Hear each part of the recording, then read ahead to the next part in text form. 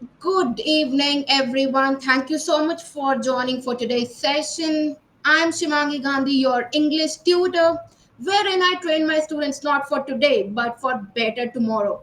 So today we will be discussing about English and Hindi confusion regarding your question papers as to how you can attempt your question paper in a better way and how you can actually eliminate the confusion when it comes to English and Hindi. I'm sure you guys must have faced while attempting mocks कि हिंदी और English में there is a sense of confusion in attempting. Am I right or wrong? Am I right or wrong? Today we will be discussing UPSC Prelim Success Toolkit, wherein I will be discussing all the tips and strategies that you can implement in your paper for better results. Because I want my students to be successful in exam, right? करें फिर आज की class शुरू excited are you guys excited चलो फिर okay point one what is the first tip from my end to you always cross verify the English version of each question. Okay, now why I'm asking you to do this, why you have to cross verify the English version. UPSC clearly mentions, guys, stop texting. It is very, very important for your exams. These are the last minute tricks that you have to keep in mind for better results. Okay, ऐसा ना हो कि आपको कुछ आता है but because you didn't know something, you just won't like you didn't attempt it well, right? So to avoid that, let us put 100% attention on the screen. Okay, UPSC clearly mentions that if there is a dispute or error in translation, the English version will be considered final. So UPSC की guidelines में ये बहुत ही clearly mentioned है कि अगर उनकी translation में मतलब अगर उनके हिंदी वाले translation में कोई भी error है तो कौन सा वर्जन को फाइनल कंसिडर किया जाएगा, किसके बेसिस पे आपको मार्क्स दिए जाएंगे, हिंदी के बेसिस पे नहीं बल्कि इंग्लिश के बेसिस पे। तो आपको क्या करना है, अगर आपको उस टाइम पे आपको क्या करना है इस केस में, you have to quickly read the Hindi version. ठीक है, आपको फटाफट से एक बार हिंदी वर्जन पढ़ लेना है, then check the English version for, ये तीन बातें ध्यान में रखनी है कि मिसमैच कहाँ कहाँ पे हो सकता है। या तो मीनिंग बदल सकता है, या कोई ऐसे कीवर्ड्स होंगे जो इंग्लिश में अलग दिख रहे होंगे और हिंदी में शायद उसका एक्सप्लेनेशन अलग तरीके से दिया होगा, या फिर पूरी तरीके से टोन ही बदली हुई आपको मिलेगी। तो आपको ध्यान रखना है मीनिंग में, कीवर्ड्स में और टोन कहाँ जा रही है। टोन जनरल टोन अगर हिंदी में दिख रही है और इंग्लिश में अर्जेंसी दिख रही है तो आपको अर्जेंसी वाला यूज करना है। ठीक है, even if a single keyword seems off in Hindi, go with English understanding. अगर आपको लग रहा है कि कोई भी एक ऐसा कीवर्ड है जो हिंदी में बिल्कुल ही अलग तरीके से साउंड कर रहा है, एक अलग तरीके से निकल के आ रहा है इसका मीनिंग, और आपको पता है कि ये मीनिंग ऑफ बीट जा रहा है, तो आपको किस मीनिंग के साथ जाना है, आपको बिना सोचे समझे इंग्लिश वाले वर्जन के साथ जाना है। एग्जाम्पल से समझ लेते हैं कि मैं क्या कह रही हूँ कि आपको क्रॉस वेरीफाई करना है इंग्लिश वर्जन। किसके इंग्लिश वर्जन को, क्वेश्चन के। अभी मैं आंसर्स पे नहीं आई हूँ, like I have not come to the reading comprehension part. मैं सिर्फ क्वेश्चन की बात कर रही हूँ कि अगर आपको कोई भी क्वेश्चन दिया हुआ है ए टू जेड, जीएस का या सी सैट का, तो आपको उसके इंग्लिश वर्जन को क्रॉस वेरीफाई करना है। ठीक है, मान लेते हैं इंग्लिश में दिया है which of the following is not a directive principle of state policy. ठीक है, निम्नलिखित में से इंग्लिश में ये दिया है which of the following is not a directive principle, की कौन सा डायरेक्टिव प्रिंसिपल स्टेट पॉलिसी का नहीं है। हिंदी में पढ़ लेते हैं क्या दिया हुआ है, निम्नलिखित में से कौन सा एक राज्य की नीति निर्देशक तत्व है। तो यहाँ पे नॉट ओमिट हो गया है, जबकि इंग्लिश में क्या पूछा है, डायरेक्टिव पॉलिसी नहीं है, हिंदी में उन्होंने नॉट को ओमिट ही कर दिया है। और अगर आपने नहीं पढ़ा है उसका इंग्लिश वर्जन जहां पे नॉट मेंशन था, वो कीवर्ड आप मिस कर गए हो, तो चांसेस है कि पूरा पूरा क्वेश्चन का मीनिंग ही चेंज हो गया और आप एक गलत आंसर ही अटेम्प्ट करके आओगे पेपर में। आया समझ में ये पॉइंट? तो कैसे आपको क्रॉस वेरीफाई करना है क्वेश्चन को, उसके मीनिंग से, उसके कीवर्ड से, उसके टोन से, और क्वेश्चन को हिंदी में भी पढ़ेंगे और क्वेश्चन को इंग्लिश में भी पढ़ेंगे। Second point, spot and respect control words. Control words कैसे, अभी मैं बताती हूँ कंट्रोल वर्ड्स क्या होते हैं। कंट्रोल वर्ड्स जैसे ओनली, नॉट, ऑल, ऑलवेज, ये सारे ना जो वर्ड्स हैं यही गेम चेंजर होते हैं। ये यूपीएससी का लैंग्वेज ट्रैप भी कह सकते हो आप इनको, ठीक है। ये यूपीएससी का एक लैंग्वेज ट्रैप इन वर्ड्स को आप कह सकते हो। अब कंट्रोल वर्ड्स क्या होते हैं? कंट्रोल वर्ड्स दे लिमिट और they flip the meaning of a sentence, ठीक है। वो कंप्लीटली चेंज कर देते हैं एक सेंटेंस के। अगर ये सेंटेंस में ऐसे वर्ड्स आते हैं तो मीनिंग ऑटोमेटिकली चेंज हो जाता है उस स्टेटमेंट का, ठीक है, with the use of words like only, not, always, never, some. तो आपको ये कंट्रोल वर्ड्स को ध्यान में रखना है, ठीक है।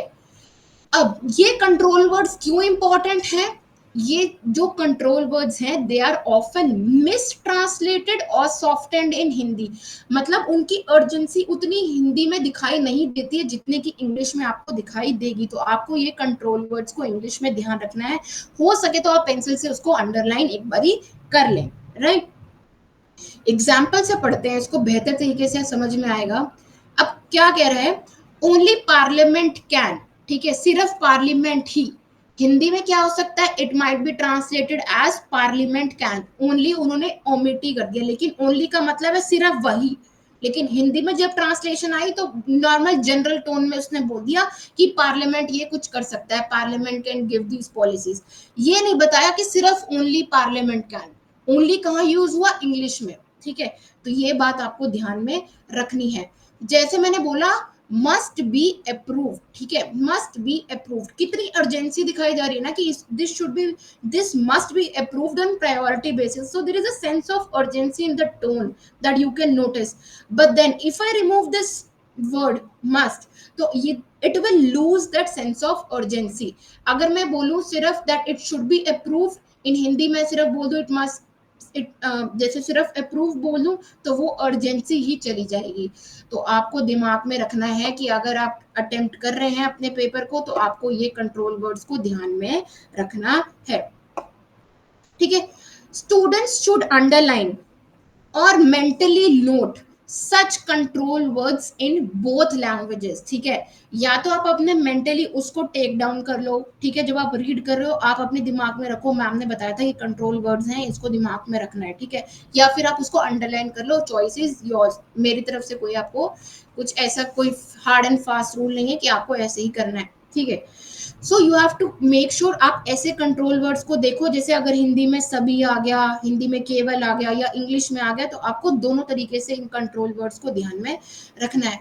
और अगर कहीं भी मिसमैच हो रहा है ना, अगर यहाँ पे सभी है और वहां पे कुछ है, तो आप इंग्लिश मतलब वहां पे ऑल और यहाँ पे कुछ है, तो आपको किस वर्जन को कंसिडर करना है, ये बात तो आपको हर चीज में ध्यान रखनी है कि कहीं भी डिस्क्रिपेंसी दिख रही है, किसी भी केस में दिख रही है, किसी वर्ड में दिख रही है, आपको हमेशा इंग्लिश वर्जन को ही फाइनल मानना है। एक बार थम्स अप दे दो अगर क्लास में आप सबको मजे आ रहे हैं तो, एक thumbs up please, quickly. Are you liking the tips that we are actually discussing in class? These are some last minute tips from my side to you.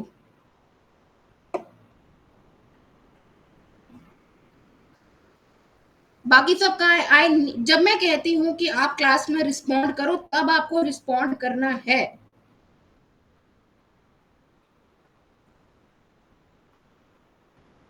Okay, great, ठीक है। तो ये मैंने कुछ लिस्ट आपको बना के दी है जो आपको ध्यान में रखनी है कि कौन से ऐसे इंग्लिश वर्ड्स हैं जो आपको ध्यान में रखने हैं, स्पेशली जिनको मैं क्या कहती हूँ, जिनको हम सब किस नाम से जानते हैं, कंट्रोल वर्ड्स, क्योंकि वो आपके सेंटेंस के मीनिंग को लिमिट करते हैं या फिर वो एंटायरली उस सेंटेंस में आके उस सेंटेंस का मीनिंग को पूरे तरीके से चेंज कर देते हैं। जैसे मैंने पढ़ा इंग्लिश में ओनली, ठीक है, हिंदी इसका निकल के आया केवल।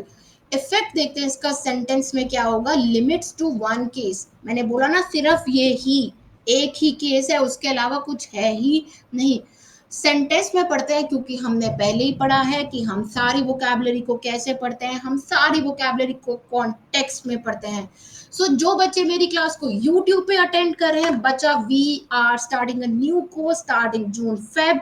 Late me take you through the course and make you understand that what all गोes into our classes. Just give me a second and I'll show you the course live on your screen.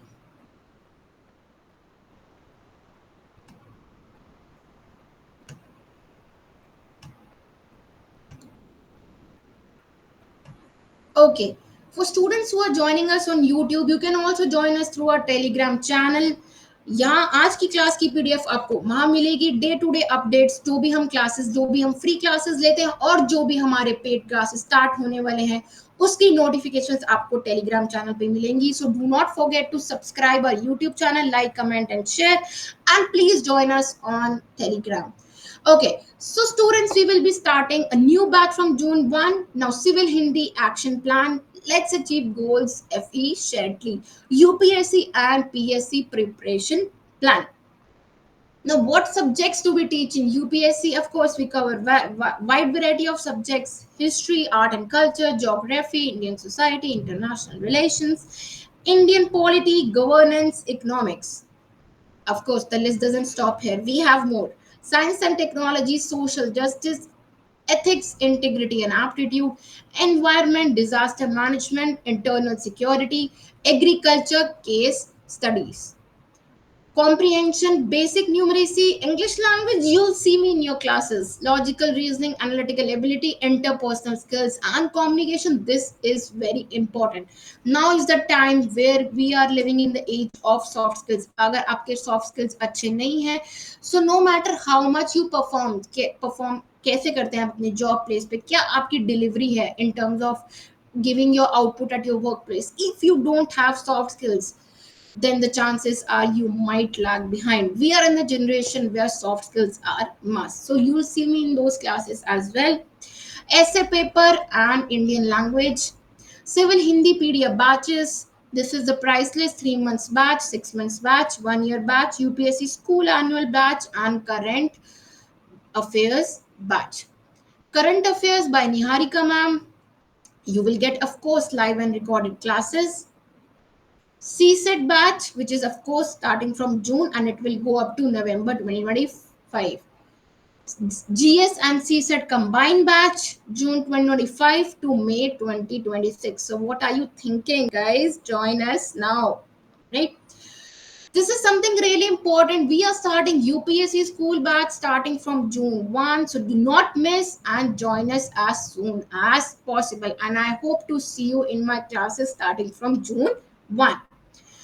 Let us quickly go back to the point we were actually discussing. Give me a second. Let me just stop sharing for a while.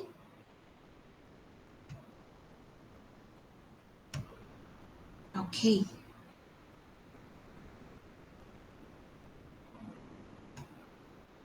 Great. Let us quickly go to the control words we were actually discussing. And here you go. Great. Okay. So we were discussing control words. Quickly continue to those control words. All का मतलब होता है सभी, includes everything. Always matlab hamesha, 100% of the time, and the list goes on. Basically ये सारी list है. After the class you can go in detail with example, उसका sentence में effect क्या आता है, उसका हिंदी meaning क्या होता है, and what does it actually mean. So these are the list of words that you have to keep in mind while you are attempting your exam. Okay. Match the tone in assertion and reason question. A very, very important point. Ki how you have to attempt assertion and reason questions. If you guys remember, those students who are from my paid batches, हम Hindu editorial में tone discuss करते हैं. Don't we discuss the tone? हमने कितनी बार discuss करी है tone, right? तो यही सेम बात यहाँ पे हो रही है कि you have to match the tone in assertion and reason questions आपको मैच करना है कि उसका टोन क्या जा रहा है।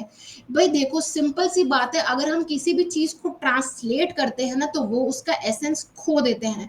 सेम बात हिंदी में भी है, अगर हम हिंदी इंग्लिश से ट्रांसलेशन करते हैं तो कुछ कुछ अगर आपने पढ़ा होगा, अगर हम कहते हैं ना यार इस बात का एसेंस ही चला गया यार, हिंदी में जो चीजें जितनी खिल के आती है वो इंग्लिश में शायद चली जाती है, and the same is vice versa, वो जो एसेंस होता है वो चीजों का लॉस्ट हो जाता है।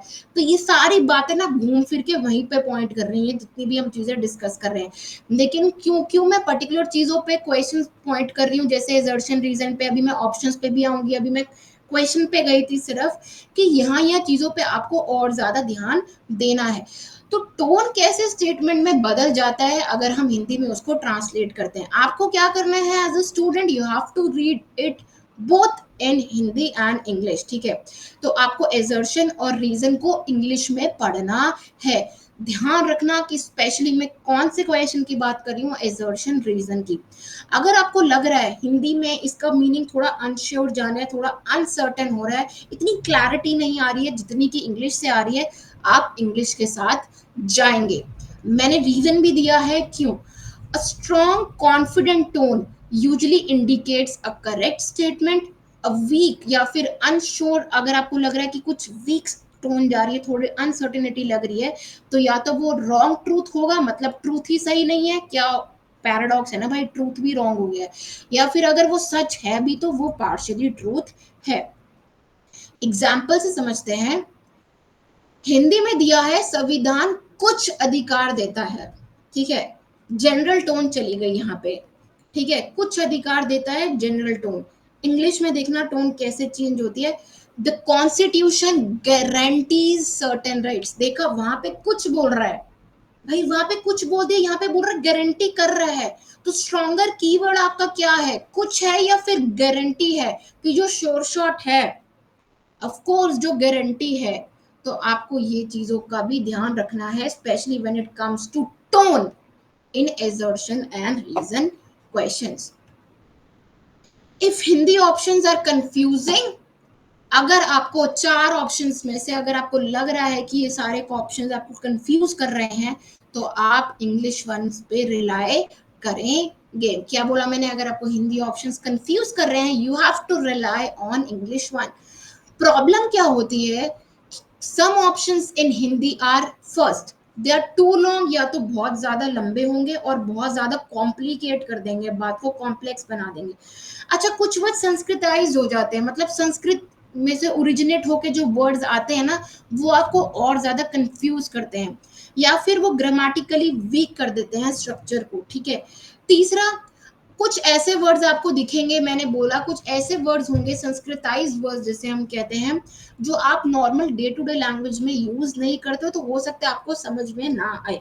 तो आपको उस केस में भी क्या करना है, you have to use the English version, ठीक है। अच्छा, अब ना कहीं भी आपको ये नहीं समझना है कि हम यार हिंदी वाले बच्चे हैं, हम हिंदी से क्यों कर रहे हैं, हम इंग्लिश से ही कर लेते। देखो यार, language is a tool, never make it your barrier, ठीक है। लैंग्वेज एक टूल है, ठीक है, आपका बैरियर नहीं है। अगर आप हिंदी से हैं तो आपके पास तो प्लस है ना, आप बाइलिंगुअल हैं, आपको कुछ चीजें समझ में नहीं आ रही तो आप इंग्लिश से समझ सकते हैं। So never under estimate your self, do not go in exam keeping in mind the biasness कि यार हम तो हिंदी से हैं। नहीं भाई, आप हिंदी से हो, आपके हमेशा प्लस है। हम क्यों इंग्लिश में चीजों को समझ रहे हैं, क्योंकि हम नहीं चाहते यार जिस गेम में हम उतरे हैं उसमें हम हार के आए, ठीक है। इसी वजह से हम इस चीजों को समझ रहे हैं। So never under estimate yourself, this is not the point of me discussing है। द पॉइंट इज कि मेरे बच्चे अगर एग्जाम में जा रहे हैं तो वो बेहतर तरीके से करके आए, right. So what should students do if Hindi options confuse them, और आपको अगर अनक्लियर रख रहा है तो आपको फटाफट से इंग्लिश ऑप्शंस पे स्विच करना है, ठीक है। जो सीधे सीधे ऑप्शन आपको गलत लग रहे हैं वहां आपको एलिमिनेशन मेथड का इस्तेमाल करना है। अभी हम उसको समझेंगे कि एलिमिनेशन मेथड क्या होता है। अच्छा, coming to fifth point, flag confusing questions to attempt later. Flag का मतलब ये नहीं है भाई लिटरली झंडा फहराना है, मेरे मतलब ये है कि अगर कुछ क्वेश्चंस आपको कंफ्यूज कर रहे हैं, you can mark them and you can attempt later, ठीक है, आप उसमें बाद में समय बिता सकते हैं। अगर आपको हिंदी और इंग्लिश में कुछ ज्यादा ही कंफ्यूजन होगी, बहुत ज्यादा उलझ गए हो ना इस बायलिंगुअल के खेल में, so do not spend much time, we will get back to confusing later, confusing questions later, because हमारा पर्पस एग्जाम को पूरी तरीके से सॉल्व करना नहीं है, हमारा पर्पस है एग्जाम को क्लियर करना with smart techniques and smart tricks, ठीक है। Why? Bilingual confusion can waste too much of your time if you try to fix it on spot. अगर आपको लग रहा है बहुत ज्यादा टाइम जा रहा है, तो उस टाइम पे सॉल्व करने की बजाय आप बाद में उसको सॉल्व कर सकते हो। Why I am asking this to do that? जब हम किसी भी चीज को 15-20 मिनट बाद देखते हैं ना, तो we come up with a new perspective. एक ही चीज को बार बार पढ़ने से ना हमारे पास माइंड फॉग हो जाता है। माइंड फॉग को हम क्या कहते हैं, हम समझ नहीं पाते हैं। सेंस ऑफ माइंड फॉग से ही आपको समझ में आ रहा होगा, इसे हम कहते हैं माइंड फॉग, ठीक है। अनक्लैरिटी हो जाती है चीजों को लेके ना, समझ नहीं पाते हैं, उलझ जाते हैं। घर पे भी जब हम पढ़ रहे होते हैं ना, एक ही क्वेश्चन पे हम पढ़ रहे होते हैं, पढ़ रहे होते हैं, फिर स्टक हो जाते हैं एक टाइम के बाद, और फिर we feel like just closing the books and set them aside for a while, ठीक है, and then we go on to the next topic में भी हम स्विच कर लेते हैं, हम लॉजिकल रीजनिंग पढ़ना शुरू कर देते हैं, मैथ पढ़ना शुरू कर देते हैं, सो दैट हम उसको थोड़ा बाद में पढ़ते हैं with a fresh perspective. Same exam में भी करना है, क्वेश्चन पे कहीं अड़ गए हो उसको छोड़ दो, कम अगेन बैक बाद में, या फिर 15-20 मिनट बाद, अगर दिमाग में परेशानी लेके चल रहा है तो फिर 15-20 मिनट बाद दोबारा उस क्वेश्चन को रिविजिट कर लो, ठीक है। Sometimes it's easier to spot a mistake after a break, ठीक है, ये तो मैंने आपको बोला ही है। मेरा टिप आपके लिए क्या है, बहुत important, time management matters more than solving everything in order, prioritize easy ones, ठीक है। हमारा ये जरूरी नहीं है कि भाई कोई चेक करने नहीं आ रहा है ऑर्डर में कर रहे हो या नहीं, हमारा मेन मैटर क्या है, time management. Effective time management बहुत ज्यादा इंपॉर्टेंट है। तो अगर आपको लग रहा है कि कुछ चीजें आप इजिली सॉल्व कर पा रहे हो, उसको पहले ही निकाल दो। Attempt pure fact questions first, ठीक है। अच्छा, याद है हम रीडिंग कॉम्प्रिहेंशन में फैक्ट और ओपिनियन को अलग करते हैं। सो हमारे जो भी डेट्स हैं, जो भी आर्टिकल्स के जो भी आर्टिकल्स हैं, जो भी नेम्स हैं कमिटीज की या सीम्स की, ये सारे प्योर फैक्ट बेस्ड क्वेश्चंस हैं। ये आप अगर स्कैन करोगे ना रीडिंग कॉम्प्रिहेंशन को, ये फटाफट लग जाते हैं। तो ये आपके लिए फायदेमंद है कि आप फटाफट से फैक्ट क्वेश्चंस को 1 मिनट में ही निकाल दो। ऑफ कोर्स ये क्वेश्चंस डायरेक्ट होते हैं, और ट्रांसलेशन के चांसेस में एरर हो, इसकी जो कंफ्यूजन क्रिएट होती है ट्रांसलेशन से, यहाँ पे वो रेयरली ही दिखाई देती है। अगर आप ये फटाफट कर लेते हो तो आपको एक सेंस ऑफ कॉन्फिडेंस भी आता है कि we are able to do it, हाँ यार वी नो द एग्जाम, हम एग्जाम को क्रैक कर सकते हैं। It will give you the a sense of confidence. और then of course you can go back to the questions, जिसे हम कहते हैं logic based ones, where you have to use a critical reasoning, analytical reasoning, जो हम reading comprehension में भी करते आए हैं, right. Use English for logical reasoning, मैंने पहले भी बताया था एजर्शन रीजन के लिए, अब मैं कह रही हूँ रीडिंग कॉम्प्रिहेंशन क्वेश्चंस के लिए, या फिर एलआर के कुछ क्वेश्चंस आते हैं तो आप उसको इंग्लिश में ही पढ़ें। वही बात सेम बात है कि हिंदी वर्जन में ऑफ कोर्स कुछ सेंटेंस स्ट्रक्चर अलग हो सकता है, कॉम्प्लेक्स वर्ड हो सकते हैं, इंग्लिश वर्ड ऑर्डर थोड़ा चेंज हो सकता है, तो आपको शायद थोड़ी डिफिकल्टी हिंदी के वर्जन में आ सकती है। आपको क्या करना है, you have to read reading comprehension passages in English which we actually do in Hindi editorial, जो हम अभी अब तक करते आए हैं। use Hindi only for cross checking, not as a primary version। मैंने क्या बोला, आपका प्राइमरी वर्जन, आपका बेंचमार्क, आपका yardstick for everything should be English. Cross check करने के लिए you can go back to Hindi.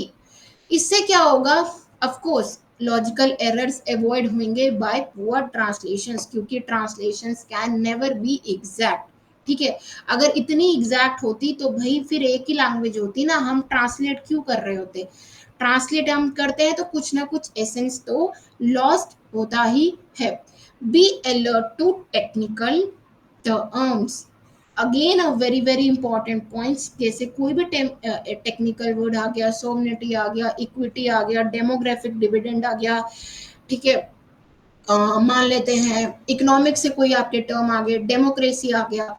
सो ये जो स्पेसिफिक कॉन्सेप्ट्स हैं related to political science, geography, economics, आपको ये वाले टर्म्स को इंग्लिश में ही पढ़ना है, क्योंकि जब हिंदी में ट्रांसलेशन होती है तो या तो वो बहुत ज्यादा सिंपल साउंड करेंगे या फिर बहुत ज्यादा एम्बिगुअस साउंड करने लगेंगे, मतलब मीनिंग क्लियर नहीं होगा, वेग होगा, क्लैरिटी नहीं आएगी कि मीनिंग इसका एक्चुअली है क्या। तो आपको क्या करना है, अगर आपको कोई टेक्निकल टर्म हिंदी में दिखाई दे रहा है, अगर आप उसको हिंदी में पढ़ रहे हो, तो आपको क्या करना है, एक बार go back and read its English equivalent कि उसका इंग्लिश में मीनिंग निकल के क्या आ रहा है। भाई एक बार मुझे बता दो कि अभी तक जितने 8 पॉइंट्स हमने पढ़े हैं उसमें पढ़ के आपको मजा आ रहा है मेरे प्यारे बच्चों, क्यूट क्यूट प्यारे से नन्हे मुन्ने बच्चों, आ रहा है।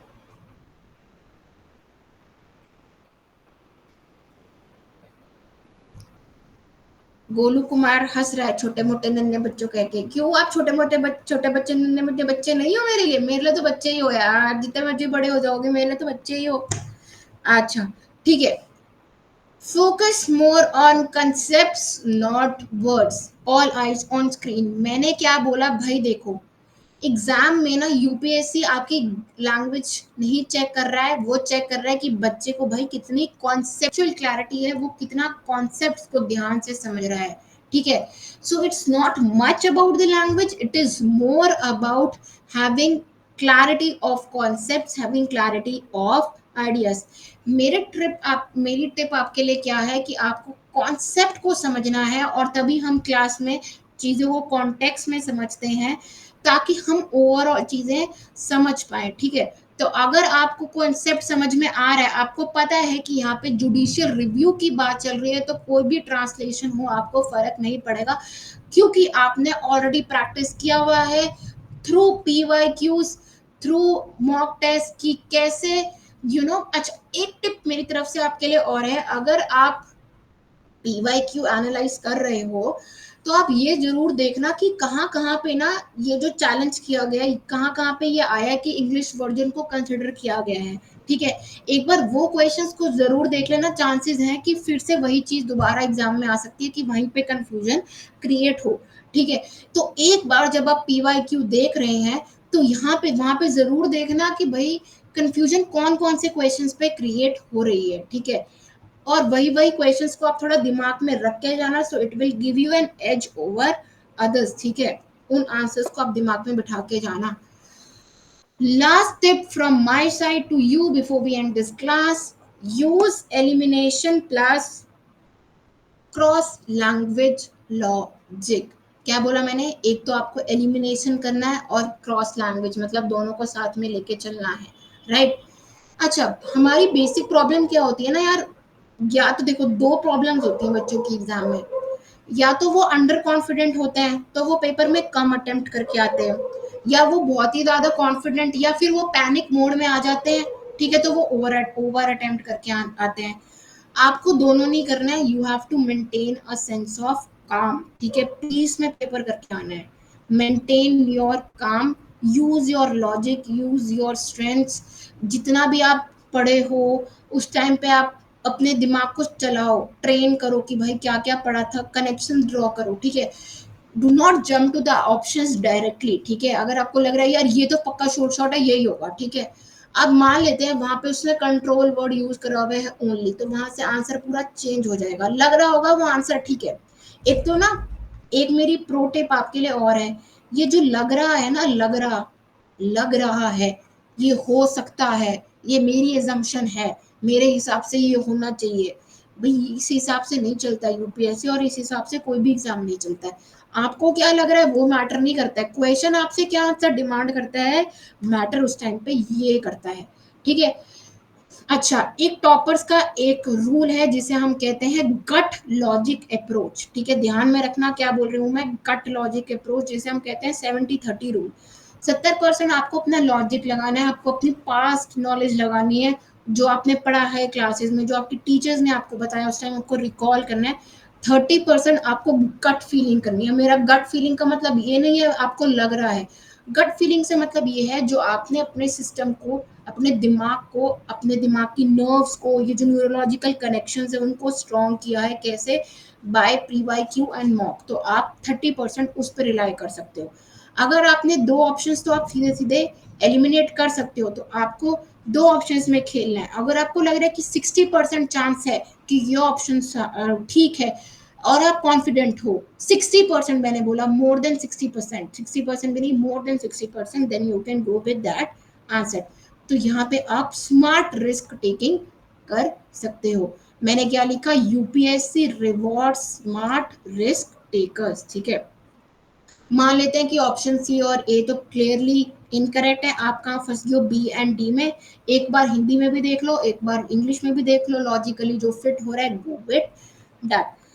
So these were some pro tips from my side to you. I hope you enjoyed this session and I hope you ace the exam with good marks.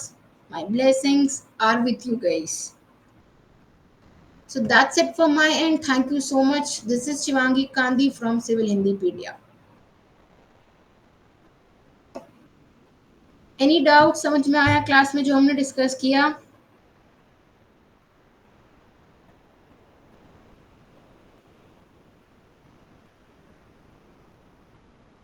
Great. Thank you so much for joining guys. See you in the next class. Praveen, अगर आप late हो गए हो, you can watch the recorded session. Bye bye. Take care. Yes, Ashu.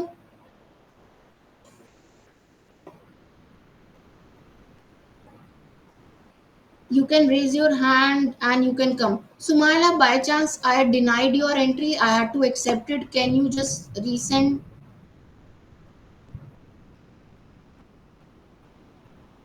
Hello, Hi Ashu, good evening. Good evening ma'am. Yes. Ma'am ji एक doubt है मेरे कि इस टाइम जैसे कि एग्जाम आपको संडे के है, तो how to motivated nowadays, जैसे 2-3 दिन है ना, दो, तो अब दो दो तीन दिन बचे हैं। 2 मिनट पहले लगता है सब ठीक है, 2 मिनट बाद लगता है अब कुछ नहीं।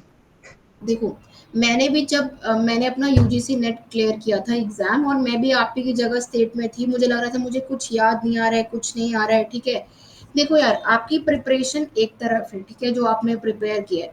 माँ, कुछ बच्चे होते हैं इतना पढ़ लेते हैं इतना, लेकिन एग्जाम क्रैक नहीं पढ़ कर पाते हैं। पता है क्यों? क्योंकि एग्जाम में जाके आप कितना प्रेजेंस ऑफ माइंड यूज कर रहे हो। कुछ बच्चे होंगे जो कम पढ़े होंगे लेकिन फिर भी कर जाते हैं, कुछ बच्चे इतना पढ़े होते हैं लेकिन फिर भी नहीं करते हैं। मेन पॉइंट इज कि एग्जाम में जाके आप कैसे परफॉर्म कर रहे हो। ठीक है, अभी तो आपने जितना पढ़ लिया है, कंसिडर योरसेल्फ कि आप अपने आप को ये बोलो कि यार मैंने जितना पढ़ लिया ना, आई एम द बेस्ट। ठीक है, दूसरी बात, हमें ना पता होता है कि हमने अपनी तैयारी कितनी करी है। अब जैसे मैंने जब तैयारी करी थी तो मुझे पता था यार कि मैंने ना सारे यूनिट्स पढ़े हैं, जो मुझे लग रहा था इंपॉर्टेंट है वहां पे मैंने ज्यादा फोकस करा है। हमें डरना नहीं है, अगर हमें पता है, खुद को पता होता है कि अगर हमने तैयारी अच्छी करी है। डर पता है कब आता है ज्यादा, जब हमें पता होता है कि हमने तैयारी करनी चाहिए थी और हम नहीं करे हैं। जी तो जी। ये तो ये टाइम पे ना, अपने आप को, अगर आपको लगता है आपने अच्छे से प्रिपेयर करा है, सो कंपोज योरसेल्फ। अभी एंड मोमेंट वाला टाइम चल रहा है, डू नॉट पैनिक, ज्यादा डिस्कशंस में मत इन्वॉल्व हो लोगों के साथ, ज्यादा यूट्यूब चैनल्स मत देखो, do not scroll videos much, अपने साथ ही रहो, spend some time off the media. ठीक है, आपको मीडिया पे टाइम स्पेंड नहीं करना है। और इस तरीके से you can be better prepared for exam. हो सके तो 10 मिनट आप सुबह जल्दी उठ जाओ, गो फॉर अ वॉक। ज़्यादा परेशान नहीं होना है, ज़्यादा फ्रेंड से इस टाइम पे बातचीत नहीं करनी है आपको। ठीक है, और अपना काम कंपोज होके रहना है। और 2 मिनट बाद ऐसा लग रहा है ना, अगर आपको लग रहा है, so think of positive situations. एकदम से ना माइंड से कट कर जाओ। देखो यार, सोचो यार एग्जाम क्रैक हो जाएगा तो मैं क्या करूंगा, शिट यार, मजे आ जाएंगे जब फ्लैश करेगा स्क्रीन पे रिजल्ट किया, मेरा प्रीलिम्स क्लियर हो गया। तो वो वाला मूवमेंट कैसे होगा? तो मैनिफेस्ट करो, अगर जहां लगता है अपने थॉट्स को वहीं पे कट कर दो।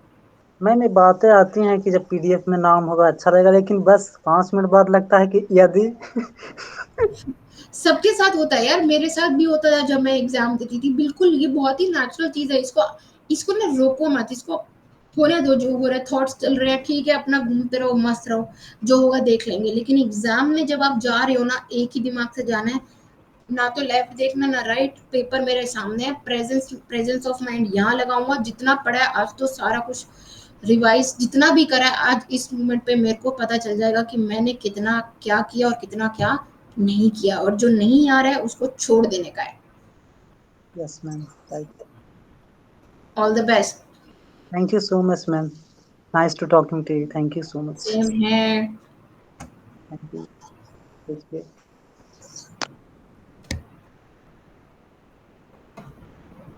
Sumaila, why are you laughing so much? What makes you laugh? मैंने आपको अलाउ कर दिया है,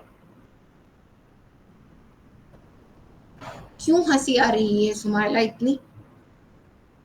I have accepted your request, जल्दी जल्दी। हाँ क्यों नहीं आएगा, ना मान नहीं आएगा, हंसी क्यों आ रही है? नहीं आना चाहिए, हद हो गई। नहीं चाहिए आप लोगों को नाम, ठीक है, मैं वरुण सर को बोलती हूँ, सर ये बच्चे बोल रहे हैं, इनको तो नाम ही नहीं चाहिए, हटाओ हटाओ इनका नाम, हटाओ लिस्ट से। अभी मैं कॉल करती हूँ ऊपर, एग्जाम में जाने बाद इनका नाम हटाओ। अरे नहीं, यस मजाक कर रही हूँ। अच्छा सुमाइला कहाँ हो आप? आपने हाथ रेस किया तो फिर आप चले गए। मेरा कैमरा थोड़ा goof up कर रहा है, एक सेकेंड रुको। ओके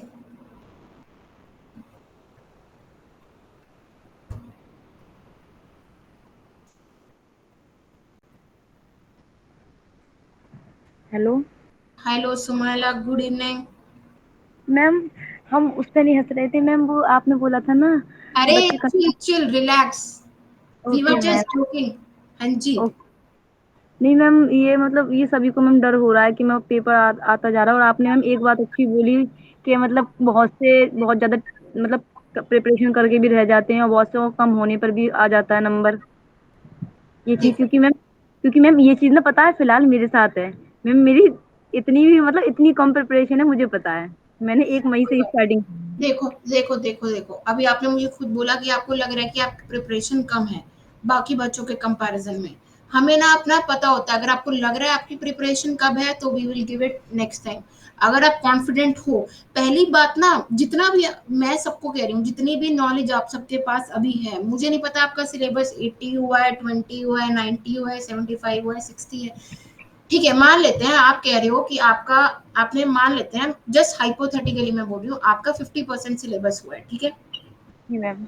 एग्जाम हॉल में जब जाओगे ना, तो वो जो 50% किया ना उसमें अपना बेस्ट दे के आना, सिंपल, ओके। खत्म हो गई बात। इतना तो जी कर सकते हो ना। जो जी नहीं मैम। किया उसकी तो मैं अलग से स्टोरी बात ही नहीं कर रही हूँ, जो करा है उसको बढ़िया से अटेम्प्ट करके आने हैं, जी मैम। बस होगी बात खत्म। जी मैम। उससे तो पता चल जाएगा जो पढ़ा था उसमें भी तैयारी कितनी है। जी मैम, वही तो मैम, इसीलिए हम और जा रहे हैं मैम। वैसे तो मैम मैं 26 का था मैम फर्स्ट अटेम्प्ट देने का, बट मैम घर वालों ने फोर्स किया कि देख लो देने में क्या जा रहा है, क्योंकि पढ़ने में तो अच्छी हो तो क्या है, तैयारी कर लो, जितना होगा उतना करके आना, नहीं तो 26 में तो अपना 100% देना है ही है। इसलिए। बिल्कुल बिल्कुल, जो पेपर देने जा रहे हो जितना पोर्शन किया उसमें तो बेस्ट दे के आओ। जी मैम। जी मैम, वही तो मैम, इसी से मैम पता चल जाएगा मैम कितना मतलब बिल्कुल है, आता है कितना कर सकते हैं, कितना हो जाए, आइडिया भी लग जाएगा एक मैम। बिल्कुल, एक आइडिया पता चलेगा और आपको पता चलेगा कि जितना पढ़ा है उसमें से क्या स्ट्रैटेजीज बदली जा सकती हैं, और फिर जब नया पढ़ोगे वो स्ट्रैटेजीज को वहां पे अप्लाई कर सकते हो। जी मैम। मैम। राइट मैम आशीर्वाद दीजिए, हम दुआ कीजिए। है। हाँ हाँ, दुआ। आज की बात ही कर रही हूँ मैं। मान लेते हैं पेपर में कुछ क्वेश्चंस आपने बढ़िया से कर दिए, ठीक है, कुछ क्वेश्चन आशीर्वाद। आप एनालाइज करो कि यार, मतलब अगर ये ऐसा क्वेश्चन पूछ रहा है तो मैं इसको अपने, जब मैं पढ़ रहा हूँ तो कैसे इम्प्लीमेंट कर सकता हूँ। जी मैम। Ma'am right. आशीर्वाद दीजिए, हो जाए कुछ ना कुछ बच्चों का। अरे आप लोग। बिल्कुल, अरे बिल्कुल होगा, हमारी सबकी ब्लेसिंग आपके साथ है, सिविल हिंदी और हिंदी पीडिया टीम पूरी आपके साथ है, we will pray for you guys, सब अच्छा होगा, just be calm, be peaceful, do not stress, ज्यादा लोगों से बातें मत करो, थोड़ा सोशल मीडिया से कट ऑफ हो जाओ और अपने अंदर थोड़ा काम मेंटेन करो, ठीक है। जी मैम। मैम फ्रेंडों से तो कट ऑफ हो ही चुके हैं, बट मैम जो टीचर्स हम आप लोग से पढ़ रहे हैं ना, बस आपसे बस थोड़ा बहुत जो डाउट होता है वो क्लियर करते हैं, जैसे आप अरे मैम। बिल्कुल, हाँ हमसे क्लियर नहीं करोगे तो किससे करोगे? जी मैम, तो मैम मोटिवेशन मिलता है एक तरीके से, जब आप लोगों से बात कर ले बिल्कुल, तो मन साफ हो जाता है। बिल्कुल, बिल्कुल। We are there for you guys, we will always be there for you guys. जी ma'am. Ma'am thank you. Thank you, bye bye Sumaila, take care. Ma'am take care.